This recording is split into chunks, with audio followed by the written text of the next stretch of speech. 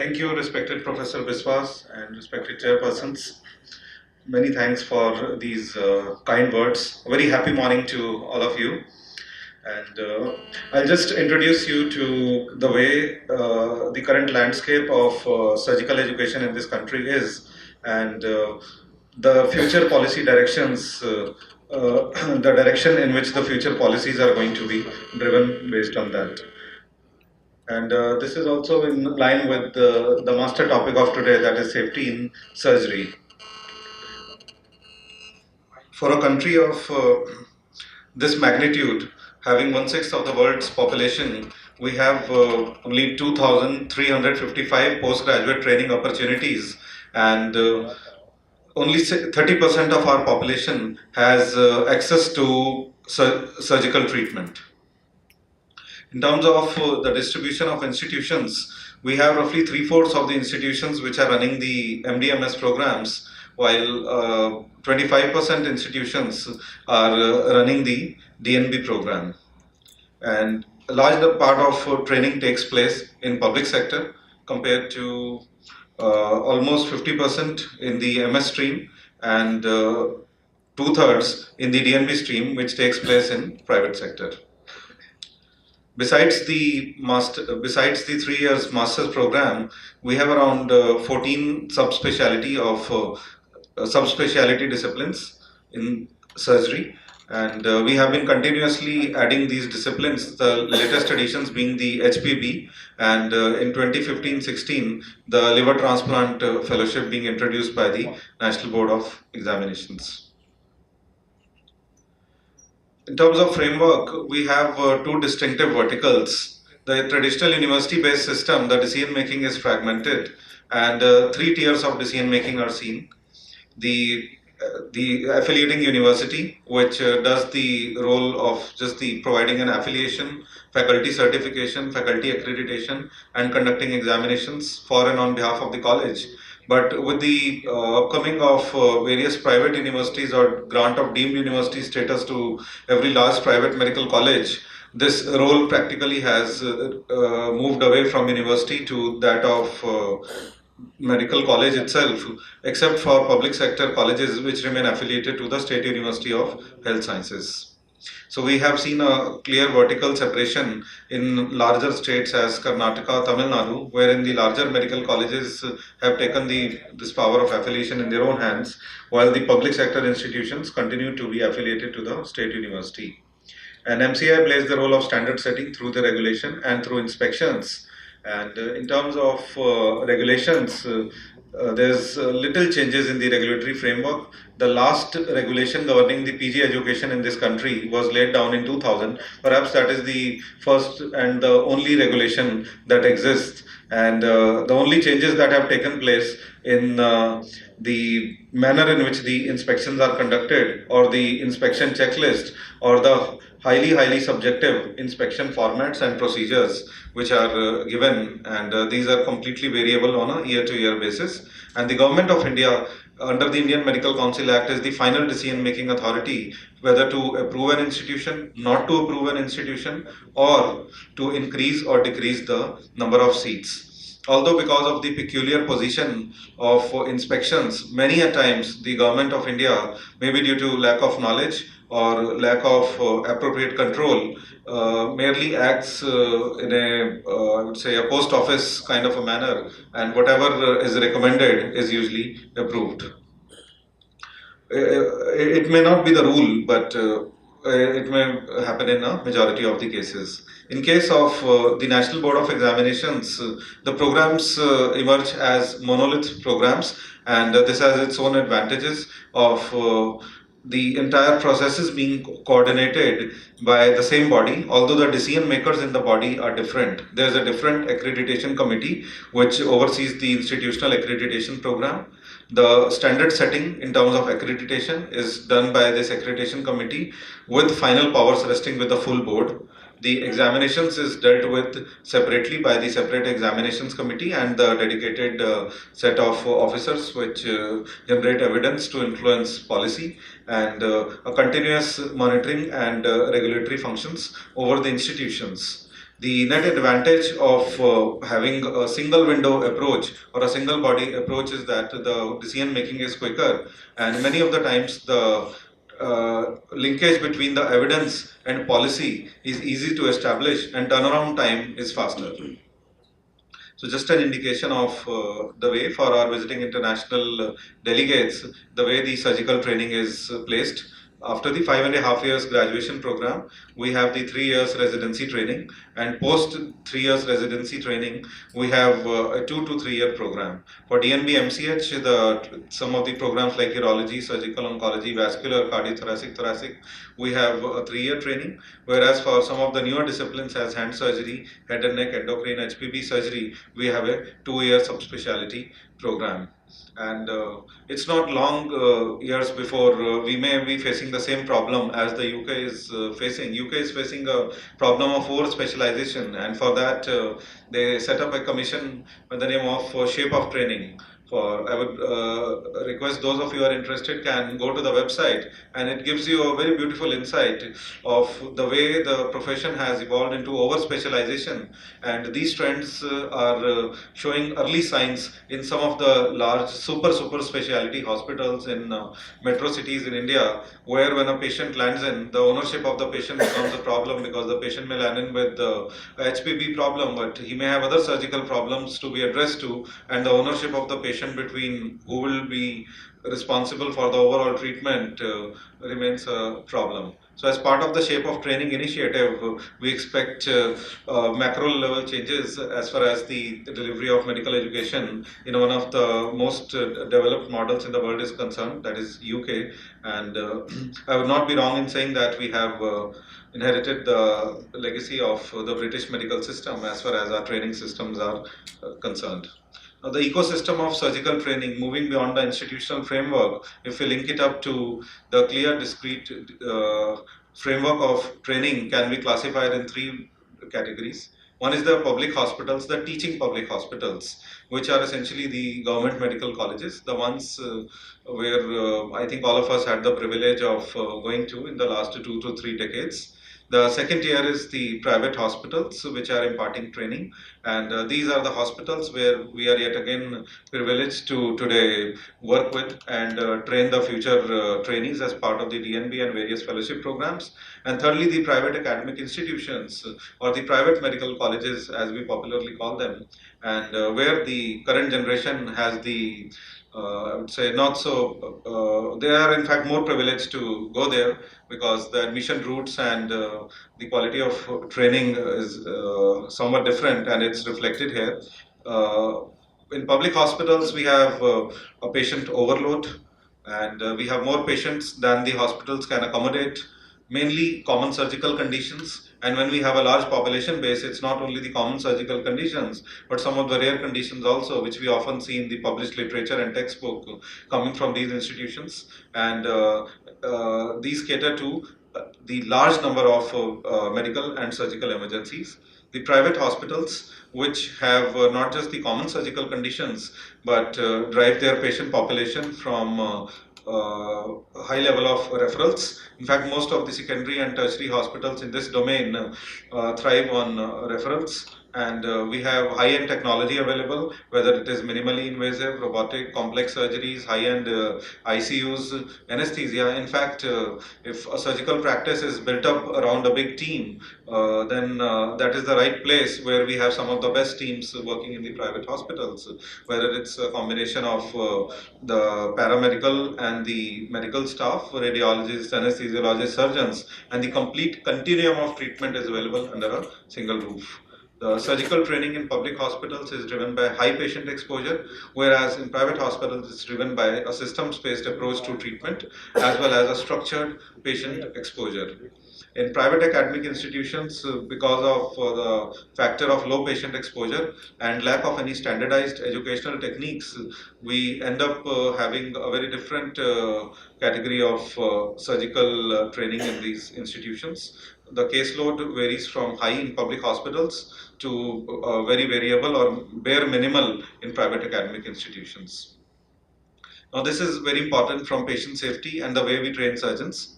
While accountability as a physician is low in public hospitals, very high in private hospitals, and is variable because the patient load is variable in private academic institutions. It's a factor of patient safety, which value is very high in private hospitals.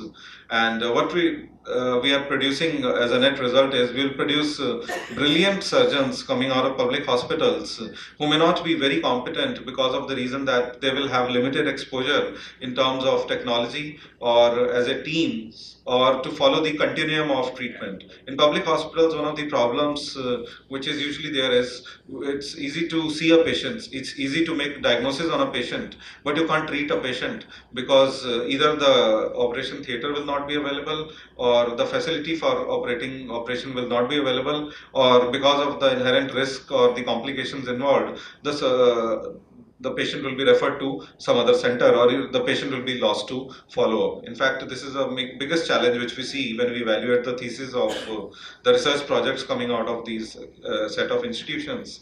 And in terms of the private academic institutions, we neither have seen brilliant surgeons nor competent surgeons, but I would say certified surgeons. We simply certify that they are surgeons.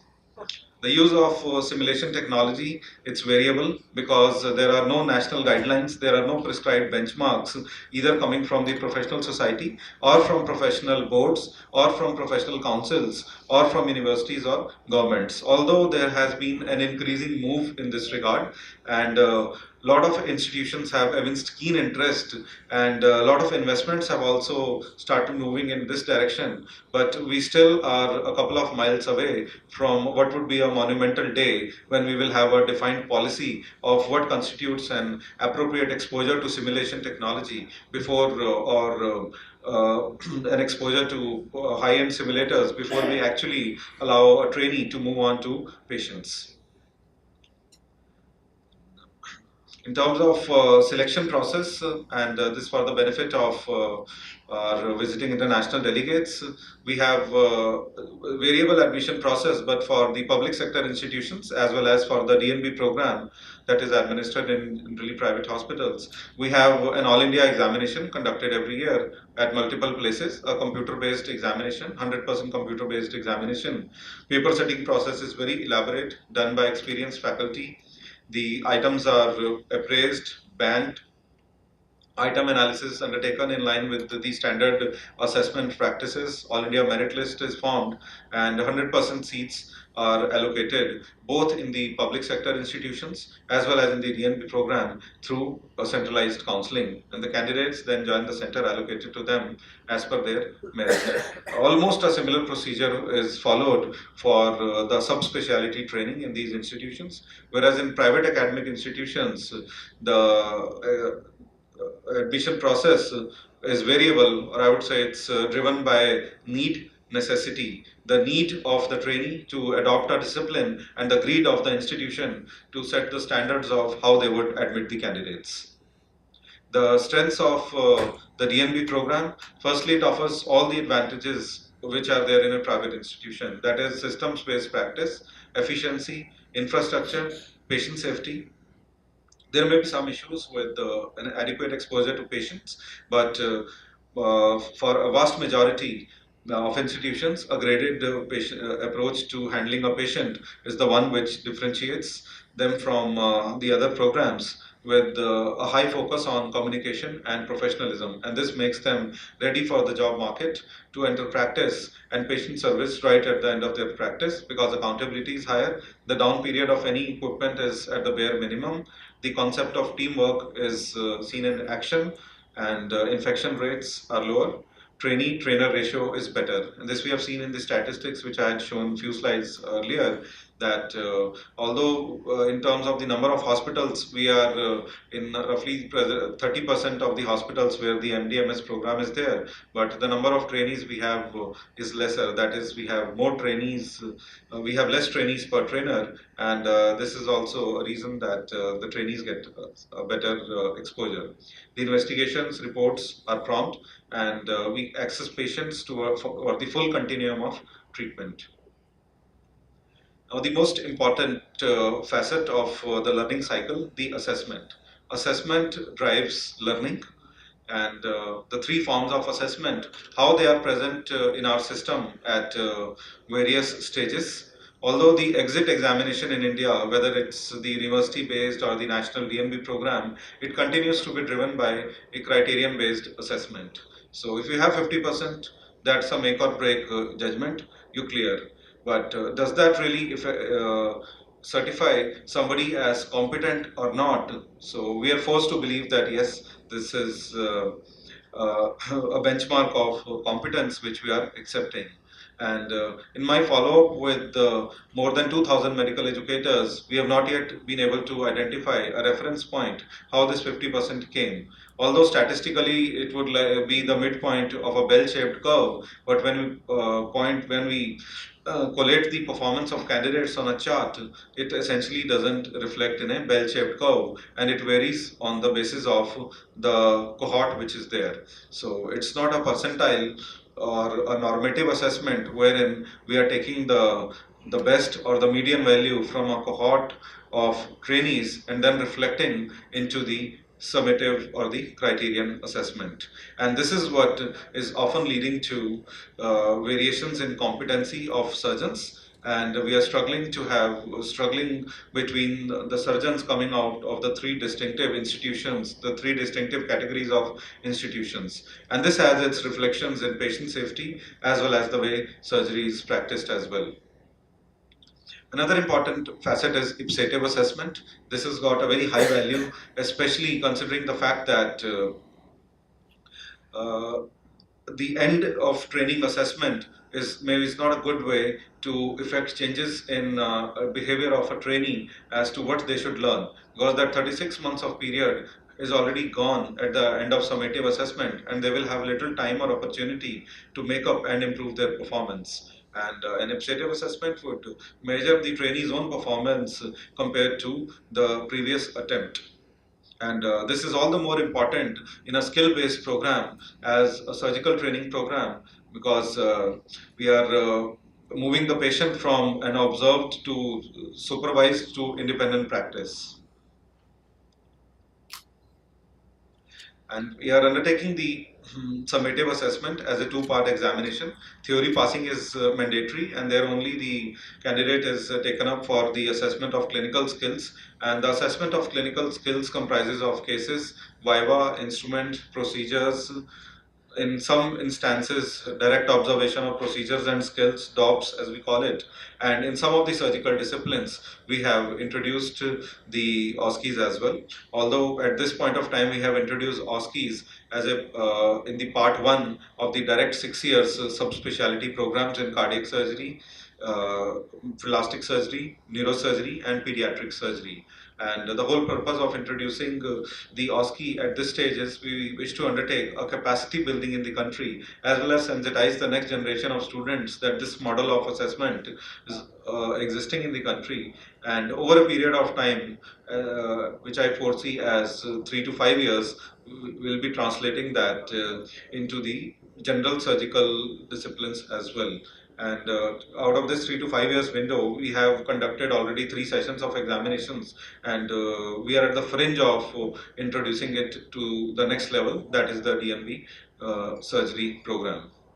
Now, standard setting, lets me come back to this 50% debate once again and compare that with some of the other skill and decision making ability as it happens in one another big sector, that is aviation. If pilots or the uh, back-end air personnel were to be assessed on the basis of a 50% cutoff, possibly this is the way the planes would be landing or taking off, and the pilots would be struggling in the cockpit about what to do. But this is a data which is a very hot from the world's leading airplane maker, Boeing, which has got 75% control over the market. And this data is available on their website. And out of the 31 million flights which took off in 2013, the fatalities were only 270 against a 10-year average of 720 in the preceding decade. And the number of crashes were only 29. And this was again a marked improvement over a previous 10-year average of 32. And there were just 0.28 fatalities per million takeoffs. So I may be wrong in drawing that analogy, but I may not be totally wrong in drawing that analogy, because the advantage of seeing the aviation regulation is how the average number of airline accidents has shown a steady and persistent decline thanks to safety driven efforts by international aviation organizations. And the number of decision making points in this case are fairly standardized and may not be that complex as it happens in the case of medicine. And some of the correct analogies are it's a team based approach, and it's only a vast majority of bad errors that details in the Boeing report are there. And the same thing reflects the way we train our trainees, the way our trainees are exposed to the patient. It's the common set of mistakes or the common set of issues which are there both in the case of aviation training as well as in the case of surgical training, which are responsible for a large number of errors. And this is where the problem lies. We have been moving around the trainees in the knows and knows how domain only, and there is little emphasis on shows how and does when it comes to assessment of trainees. And this is across the spectrum, not just surgical but medical and other disciplines as well. And what is not asked is there is little pressure to perform on those grounds. And in absence of highly structured or highly monitored portfolios of assessments or logbooks, this takes a little backseat.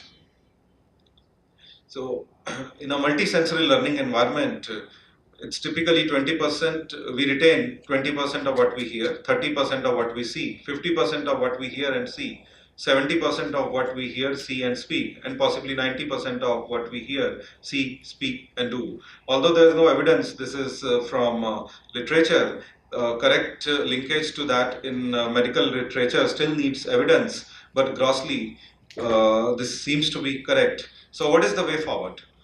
And what is the shape of policy which we are working on, and what are the various kind of interventions which will drive the training as well as assessment? So one is enhancement of role for faculty as well as trainers, and this enhancement of role is going to be structured in three big domains. One is an enhanced focus on the role use of portfolios. We are likely to move from logbooks to portfolios or introduce structuring in the logbook. So what has is not assessed is not taken seriously as well. Logbooks don't exist in the traditional university systems in most of the cases, and even portfolios is an unheard reality. In our systems, the logbooks exist, but the lack of seriousness in the logbooks is really evident. And time has come that we need to take this decision. And once the logbooks are converted electronically, we have some module ready for that, and a real-time monitoring of the logbooks is there. This will put a greater role for the faculty as well as trainers to hold the training program accountable. And second is the end of training assessment today has little room for improvement, and we need to lay greater emphasis on workplace-based assessments during the 36 months of training so that the change in attitudes and behaviors could easily reflect in the learning outcomes of the trainees. And the standard setting of the traditional assessments must move from criterion based to competency based, and we have to lay focus on ipsative assessments. It's with this theme that we have very recently modified our formative assessments for the entire spectrum of training programs which we administer, and from an institution level assessment we have taken the level to a state level assessment. The exit examination, which continues to be driven at the national level, continues at the same pedestal. Now what has happened in the case of the formative assessments, all the candidates from various institutes in a state are pulled together, brought into a city, and given the same standardized written assessment so that they are exposed to that assessment. This is followed by a workshop mode wherein their performance is discussed with them, and the same set of assessors which has evaluated their performance shares their feedback across the table in a one-day workshop. And similarly for clinical skills, the trainees are pooled across to 3 or 4 institutions within the same state, and within the same state, some faculty from the state and some is moved from a different state.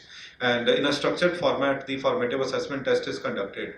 And at the institution level, some specified tools which we are in the process of customizing right now, because much of the literature for the workplace-based assessment which exists is drawn from Western experiences.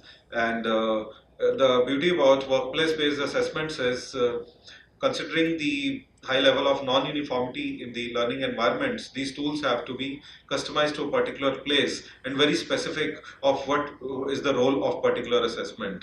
So please be reasonable in expecting from us an armatorium comprising of not many tools, but 4 to 6 tools at least to begin with, and which will empower each of the faculty and trainer to practice workplace-based assessment with their own trainees and share the feedback.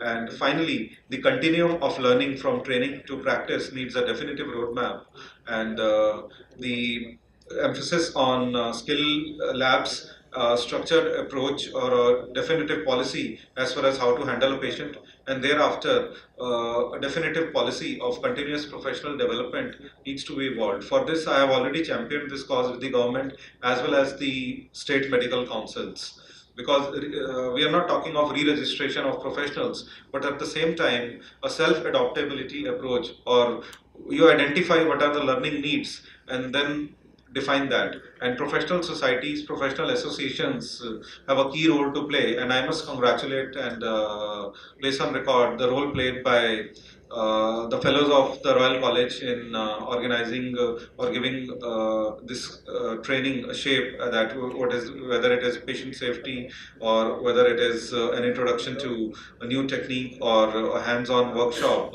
they have been identifying that. But I would request the associations to please come up with a definitive roadmap or a voluntary imbibed guidelines. So before someday the law actually is a reality, although not in the foreseeable future about re-registration, but we must adopt our own code of what should be the bare minimum.